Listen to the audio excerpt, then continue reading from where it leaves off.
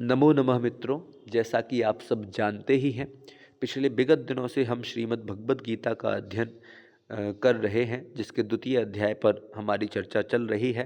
पिछले वीडियो में हमने 37 नंबर के श्लोक को पढ़ा था, जिसमें श्री कृष्ण अर्जुन को उपदेश देते हुए ये बताते हैं कि यदि तू इस युद्ध में मृत्यु को प्राप्त करेगा तो तेरे को स्वर्ग की ही प्राप्ति होने वाली है, और यदि तू इस युद्ध में जीत जाता है तो तू इस संपूर्ण पृथ्वी को ही भोगेगा। अब यहाँ पर 38 नंबर का श्लोक प्रसंग प्राप्त है, उसको हम यहाँ से पढ़ रहे हैं। सुख दुखे समे कृत्वा लाभालाभौ जया जयौ ततो युद्धाय युज्यस्व नैवं पापमवाप्स्यसि। देखिए क्या कहते हैं इसमें। श्री कृष्ण अर्जुन को उपदेश देते हुए कहते हैं कि सुख दुखे अर्थात सुख दुख को, लाभ अलाभ अर्थात लाभ और हानि को, जया जयऊ अर्थात जय और पराजय को, इन तीनों ही शब्दों में यहाँ पर द्वितीय विभक्ति द्विवचन का प्रयोग यहाँ पर किया है, जिस कारण से हम इसमें को अर्थ में इनको ले रहे हैं। अर्थात सुख दुख को, लाभ अलाभ को और जय और पराजय को समय कृत्वा अर्थात समान करके मतलब तुल्य करके, कि उसको एक समान मान करके, कि सुख हो चाहे दुख हो उसको एक समान माने।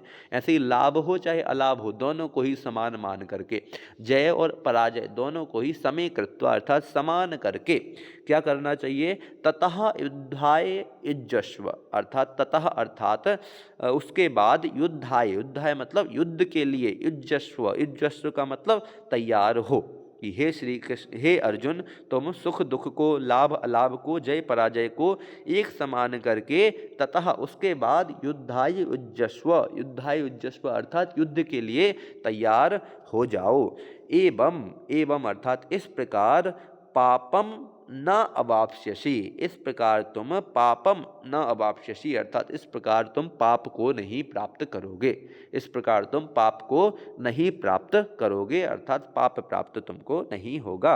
ऐसा कहा, जैसे ऊपर कहा था कि यदि तुम धर्म युद्ध नहीं करते हो तो तुम्हें पाप प्राप्त होगा, अर्थात तुम पाप को प्राप्त करोगे। अब वो पाप को प्राप्त नहीं करे, इसका उपाय इस श्लोक में बताया, और इस श्लोक में श्री कृष्ण अर्जुन को ये कहते हैं कि हे अर्जुन, यदि तुम सुख और दुख को समान मान करके, लाभ अलाभ को, जय और पराजय इन सब को समान मान करके युद्ध के लिए तैयार हो जाते हो तो तुम पापम अवाप्स्यसि न अर्थात पाप को प्राप्त नहीं होगे। इस प्रकार इस श्लोक में अपन ने अर्थ किया। अब कुछ विशेष शब्द देखते हैं।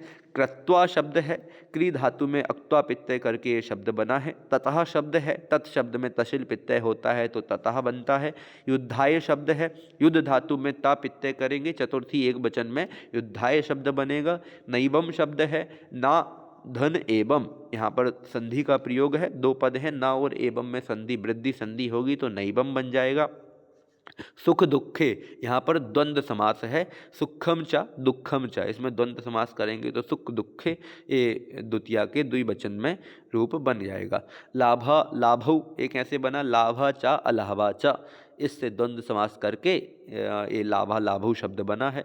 जया चा जया जयऊ शब्द है, जया चा अजया चा, यहाँ पर भी द्वंद्व समास होगा तो जया जयऊ शब्द की सिद्धि होगी। इस प्रकार इसमें अनुष्टुप छंद का प्रयोग है। इस प्रकार अभी हमने 38 नंबर के श्लोक को पढ़ा। आगामी श्लोक की चर्चा हम अगले वीडियो में करेंगे। तब तक के लिए धन्यवाद।